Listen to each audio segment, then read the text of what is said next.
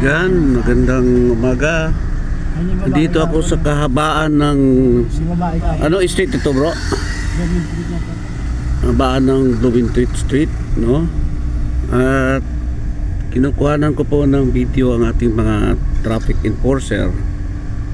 Kasi di ba po ang traffic enforcer ay dapat kaya sila na-assign dyan para maiayos ang trapiko sa lugar na kung saan sila na-assign.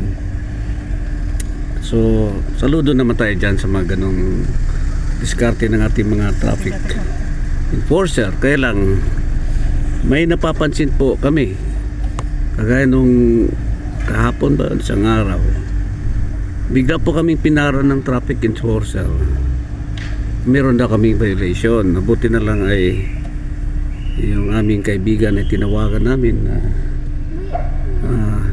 taga DOTR at na patawad po ang sinasabi nilang violation sa aming driver, no? Kasi malabo po eh.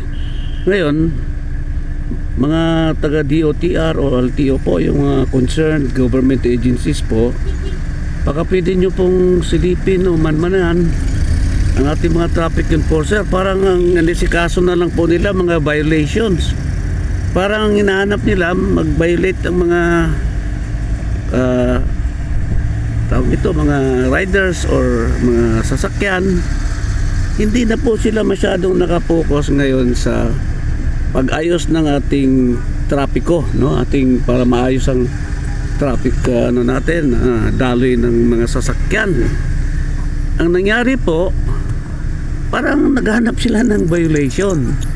Kunting kibot, violation kaagad. So hindi ko po maintindihan kung sila ba ay nagmamalasakit para umayos ang daloy ng ating trapiko sa ating mga lansangan, or priority lang makahuli ng mga violators na kuminsan ang labo naman ng violation. So hindi ko naman po sila sinisiraan or ano, ay napapansin na po namin na parang mas priority po ng mga traffic enforcers natin ngayon na hanapan ng violation o mga violators sa lansangan ng buong Metro Manila po. So ma'am sir, yung ating mga officer o mga secretary of DOTR na concerned agency po or LTO po, no? Yung mga heads ng LTO, baka pwede nyo pong pansinin ng aking panawagan na itong ating mga traffic enforcers ay imbis na ayusin ang ating daloy ng trapiko sa ating lansangan, mas inuuna po nila ang paghanap, yung tawag ko sa mga mata ng agila. Ang layo pa nila, alam na nila kung may violation wala. So ganun po, no? Panawagan ko lang po na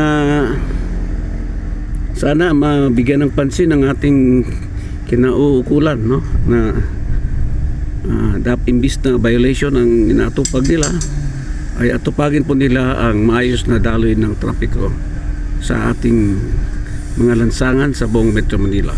Ito po si King Prince para sa Travel 369. Maraming salamat po. God bless us all.